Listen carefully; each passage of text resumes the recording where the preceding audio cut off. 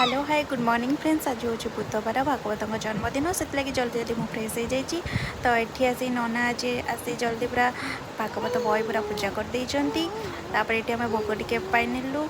तापर मुझे गोटे सेक बनई चॉकलेट सेक आम समस्ते पी नेलु। तर मामा ये पुअर रिल्स देखिए पुओ को खेलुले। पापा आसिक पुओ को खेलेले। ये समय पखापाखि 12टा हो जाए। तो आम ये लंच कर नेलु। लंच आज पूरा भी सादा थिला बिना पियाज रसुण जेहेतु आज भागवत जन्मदिन थिला।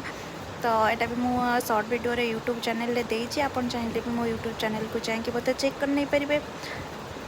तो ये संध्या जाइला तो भाविली कौन खाइबी से इच्छा है अनार खायापाई। तो ये मुझे अनार बस खाऊली।